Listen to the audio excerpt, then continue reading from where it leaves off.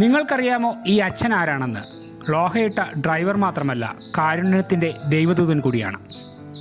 ഈ കാണുന്നതാണ് നമ്മുടെ ലോഹയിട്ട ആംബുലൻസ് ഡ്രൈവറായ അച്ഛൻ. തിരുവനന്തപുരത്താണ് ഇപ്പോൾ അച്ഛനുള്ളത്. ഇടുക്കി അണക്കര ചക്കാലക്കുടിയിൽ ജോൺ ബേരി ദമ്പതിമാരുടെ മൂത്ത മകനാണ് ഫാദർ ജോസഫ് ചക്കാലക്കുടിയിൽ. സോഷ്യോളജി മുതൽ സംഗീതം വരെ 5 വിഷയങ്ങളിൽ ബിരുദാനന്തര ബിരുദവും ഇംഗ്ലീഷ് സാഹിത്യത്തിൽ ഡോക്ടറേറ്റുമുണ്ട് അച്ഛന്. പക്ഷേ അച്ഛൻ ഇപ്പോൾ ഫേമസ് ആയത് മറ്റൊന്നിലാണ്.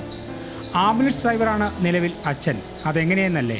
അത്യാഹിതത്തിൽ ആർക്കെങ്കിലും RCCയിലോ തിരുവനന്തപുരം മെഡിക്കൽ കോളേജിലോ പോകണമെങ്കിൽ ഒരു കോൾ മതി, അച്ഛൻ അവിടെ ആംബുലൻസുമായി പറന്നെത്തും.